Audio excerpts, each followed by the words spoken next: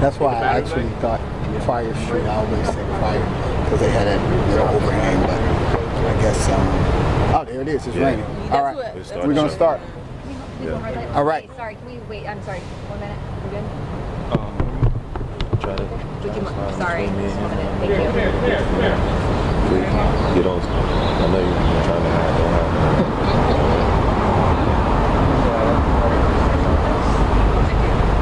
But now I gotta switch the batteries.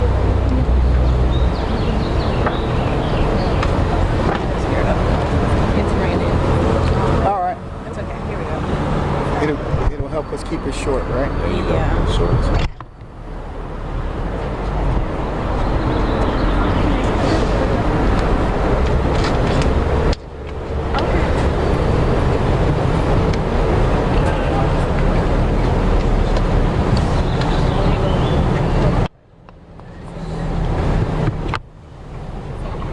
I'm glad my hair won't get messed up. Yeah. Check.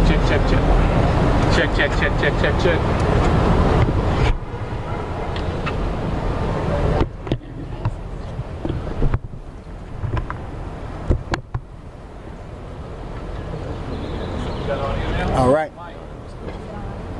Before the rain starts. Okay. Everybody good? All right, thank you. Good afternoon. I'm Mawali Davis with the Davis Bozeman Johnson Law Firm. I'm joined by our co-counsel, Justin Miller, and we're here with the family of Messiah Young and Taniyah Pilgrim and supporters. And we have stood on these courthouse steps for different occasions, sometimes in victory, sometimes when things have not gone as we have planned. And unfortunately, we stand here at a moment where I think we can honestly say as lawyers, we are disappointed in our system, in the way this system has played out for these young people, these college students who were just minding their business when they were brutally attacked by these officers.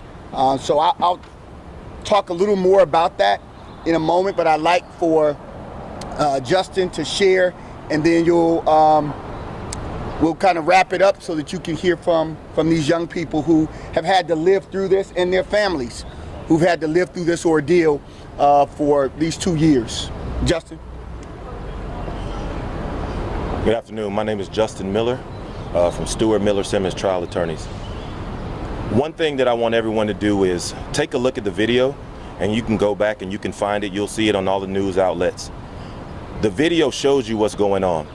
And what it shows you is that the force used by these officers was not commensurate with what was going on that night. These young people were attacked, and we understand that that was wrong. And when you see the video, you will understand that that was wrong. So how can we all understand that it's wrong, yet here we are today with a no bill and no indictments of the people who committed the act? The worst part of this is these young people have had to deal with this for 2 years. They had to sit here and wonder what was going to happen. It's been through one DA's office who kicked it and punted it to another DA's office, and neither did anything. And they had to wait 2 years, adding insult to injury and anxiety to physical pain. We are now going to move into the civil phase of this case. We filed a lawsuit in June of last year, and we're going to pursue that lawsuit heavily. So as we move forward, make sure you watch the video, understand what you're seeing, and you tell yourself or ask yourself, is what you're seeing commensurate with the force that's being used? I'm going to pass it back to Mally, and we'll move forward. So we, as Justin stated, we want to be clear that it's our opinion that this is what this ruling is, what this decision that was made is a re-victimization of these young people. They were victimized by these officers, and now they have been re-victimized by this system. We are very much disappointed with what we think is this document. This document is supposed to speak truth. It didn't speak truth about these young people. Instead, this is a professional hit job.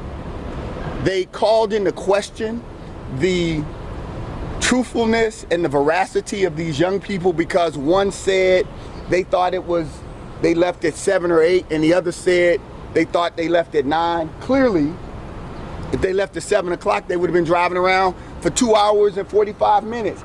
But they highlight that like it's, oh my God, a got you moment. But that's the kind of unethical kind of behavior that comes along with this kind of re-victimization of these young people. And it's sad and it's sickening. And finally, a lot of our young people, when you see them marching through the street, they have a statement that they have made. And that statement that they have made has been really, really clear. And what they say is, the whole damn system is guilty as hell. The whole damn system is guilty as hell. That's how I feel right now, having practiced law for over 20 years in the state of Georgia. This whole damn system is guilty as hell as what they have done to these young people, and we want to be clear about that. I'd like to bring forward Messiah to just share some thoughts. Obviously, we have ongoing litigation, so they won't be able to answer any questions, but he does have a statement, and Taniyah as well. They both have statements they'd like to share. Messiah. Thank you all for being here.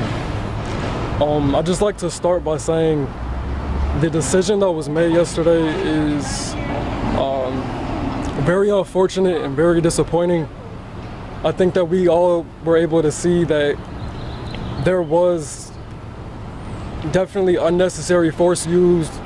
The entire situation did not need to escalate to the point that it did. Every day is a trying moment. Every day I'm still reminded of, you know, the unfortunate situation that occurred that night. Police are still able to brutalize American citizens on a daily basis. It's still happening week by week. And the fact that there's been no change, and the fact that this is still an ongoing problem, is very, very upsetting.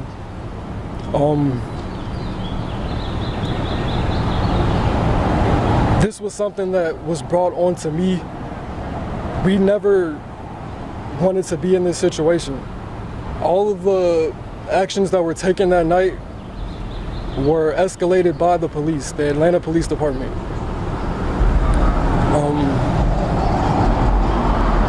At this moment, you know, I'm not gonna let this define who I am as a person and define my life, but I am going to do all I can to fight this and make sure that people aren't, people don't continue to live in this unjust system and continue to be brutalized. There needs to be change, really, and I'm gonna do all I can for victims across America, for myself, so that this doesn't continue to happen. Thank you. Taniyah. Hi everyone, thank you guys for being here. I just want to say, just the same way I was scared almost the exact day 2 years ago, I'm still terrified now, especially knowing that the people who caused so much trauma and harm to me and Messiah are able to walk free and go on about their lives. This is our real lives. We have to live with this every single day, and it's very hard to navigate your life when you have something like this going on, especially as a young person who is just really being able to start life. Yeah, and I just want to say it's very scary, it's very sad that we're still going through this 2 years later, and like Messiah said, we'll continue to use our voices to try to make sure things like this don't get swept under the rug, and we'll try to make sure we can bring as much attention to situations like this. Thank you so much. We'll take any questions that you might have about litigation. Well, can you talk about what happens next? I know, Justin, you touched on it. Can you talk about what is the next step after this? We are full steam ahead with the civil litigation. Both of our firms are working diligently to begin taking depositions to get all of the evidence that this district attorney used to make this decision, we intend on using that same evidence to prosecute the civil case to the fullest extent of the civil law. What differently can come out of a civil case versus this one? We believe that their civil rights were violated and that we have sufficient evidence that they were. There are so many things that was in this 26-page document that, again, it just felt like this was such a spin put on this. The first page and a half of just critiquing and blaming the victim, saying how diligent Atlanta was in getting out the word that this 9 p.m. curfew was in effect, and essentially questioning how could they have not known. Those kinds of absurdities. And remember, the level of violence that we all witnessed was based on a curfew violation. I don't want us to miss that Taniyah was never charged, and that Messiah, his ticket, his citations were ultimately dismissed. So this wasn't about any violent acts towards the police. This was about violence from the police directed towards these two college students. And it was a curfew violation. It was a curfew violation as a result of the worst civil rights violation we've seen in the history of America. So in response to that, we come to Atlanta and we have another civil rights violation because we have a curfew in response to the worst civil rights violation any of us have ever seen. It's ridiculous, and this is why we're prosecuting the civil case. Were y'all clients aware that the curfew was in place at the time? No. Half of the city didn't know that the curfew was in place. I would love for you all, please do as best you can. What time was that even announced? How was it announced? Right? Those are the issues that were not addressed at all in this report. In most instances, and I know all of you all being seasoned reporters, in most instances, law enforcement always talks about split-second decisions. Here they go frame by frame. Why? Because that's to their benefit. If it's a split-second decision with multiple officers yelling and screaming, busting windows and tasing, and things are happening, why do we do frame by frame in this instance when normally when we're dealing with civil rights, it's always, the police officers had a split-second decision that they had to make. And that wasn't what was happening in the car with these two young people who are not trained for this kind of violence. I think we should really take a harder look at that. Obviously, 2 weeks later, Rayshard Brooks was shot and killed by Atlanta police in the parking lot of that South Atlanta Wendy's. In y'all's opinion, how does this bode for that case, which is still pending? Well, that case is a case that we're also working on, and it is still open and ongoing, so we don't want to talk too much about it. But it is also in response to the same thing, the same climate, the same year, the same time in American history. So we are seeing that these things are repeating themselves. So one by one, we have to handle these situations. The George Floyd situation was handled the way that it was. This one is playing out the way that it is, and we'll work on the Rayshard Brooks one when we get to that one as well. What does justice look like for Taniyah and Messiah right now or in the future? We believe these civil cases should be resolved.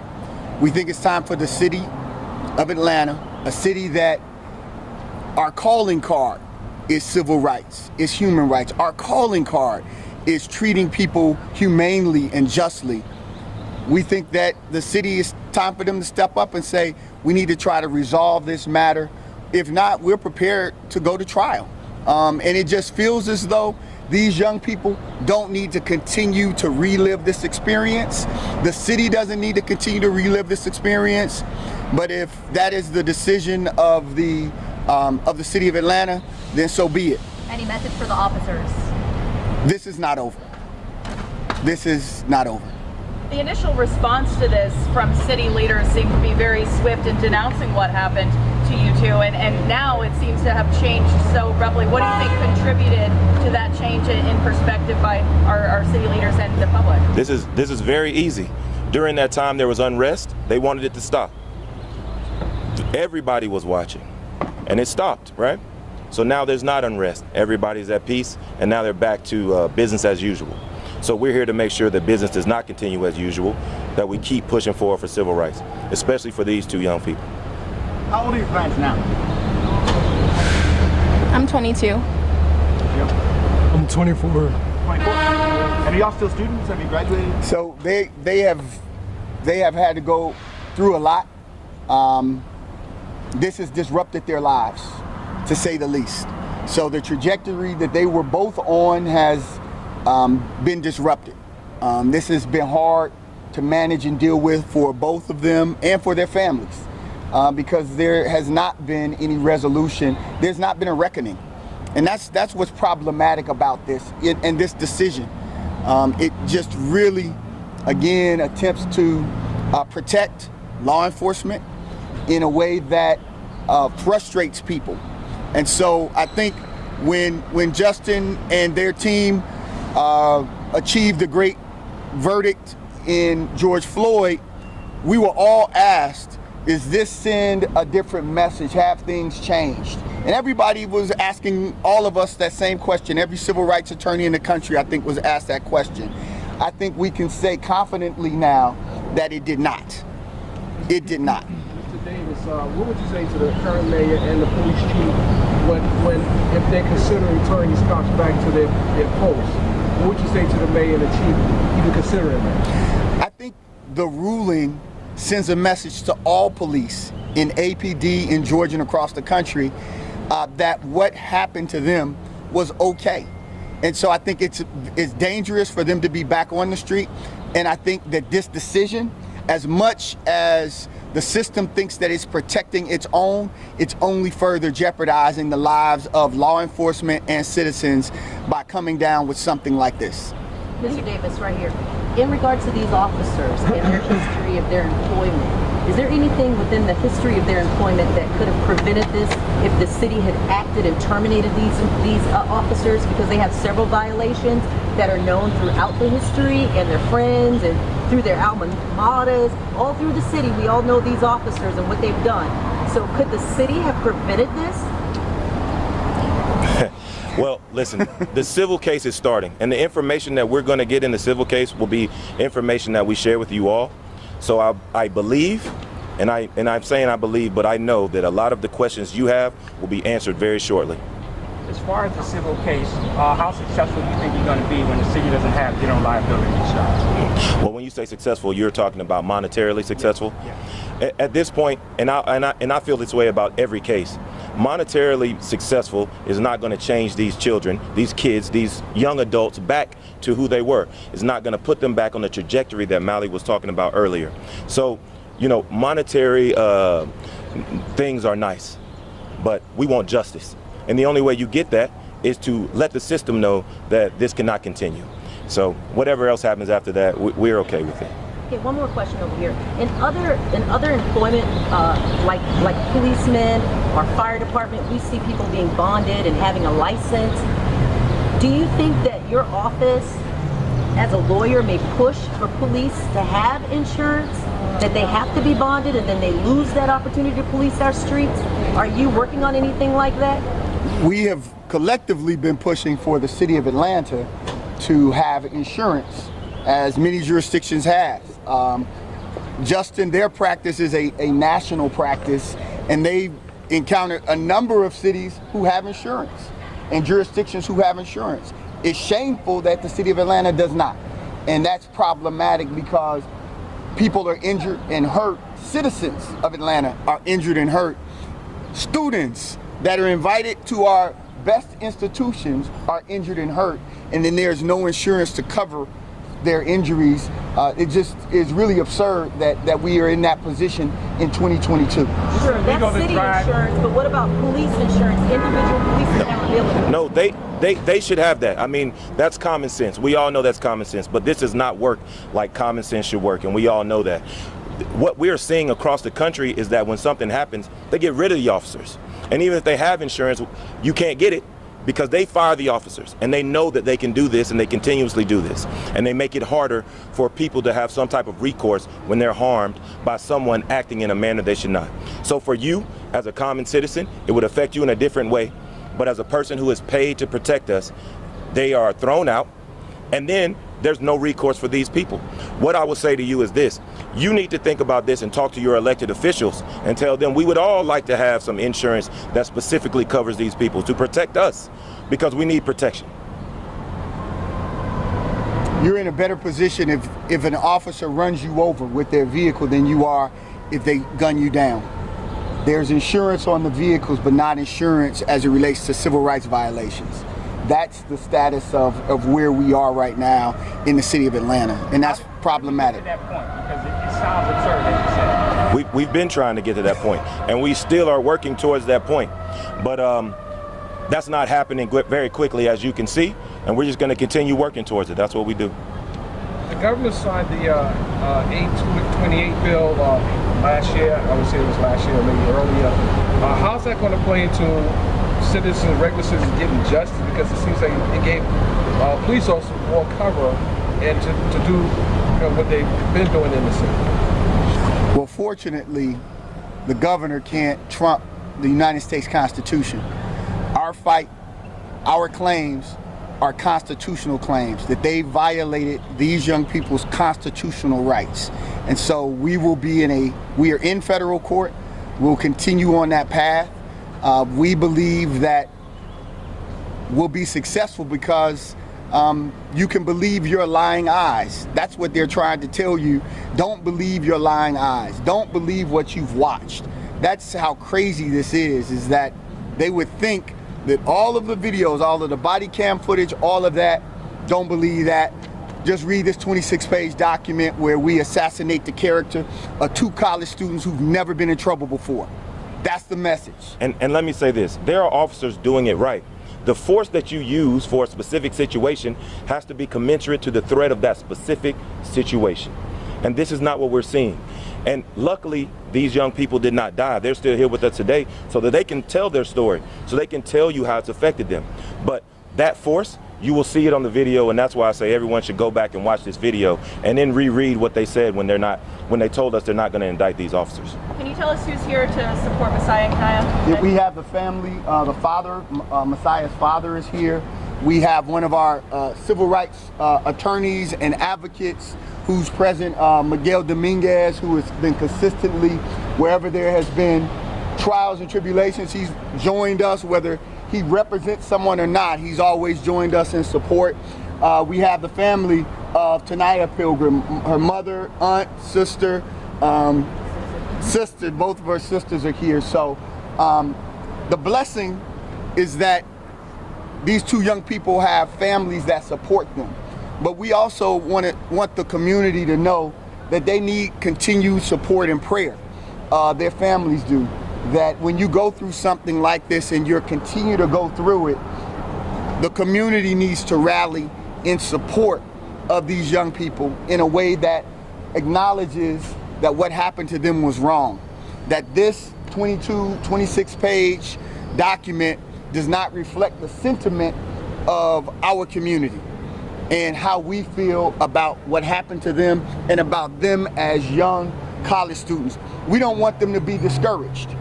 We want them to continue to move forward in their lives and continue to realize their dreams. But as an older man, something like this would be devastating to me, to know that I was assaulted and then re-victimized, and that there's no justice from this criminal justice system. What are their majors in college, and have those majors changed now that they've experienced a civil rights violation? Psychology and fashion, business. Psychology and business, they haven't changed, but their engagement in community work is increasing. Can we have one more? We'll take one more. I remember the last press conference his dad said about his son that his whole temperament has changed since this has happened. Do you see a difference now? Can you come down? Sure. No, I don't see a difference. I think as we continue to encounter triggers as this, there's some reverting that takes place. Us as parents, yes, what we want to see is progress and to see the 2 of them moving forward. But again, there's roadblocks like this that we encounter. And so I want to say no, there has not been a change whatsoever. There has been an attempt to practice certain methods to get better. And, however, again, you run into triggers like we did yesterday, and we're almost back at square one. All right. Thank you all. Right. Thank you all.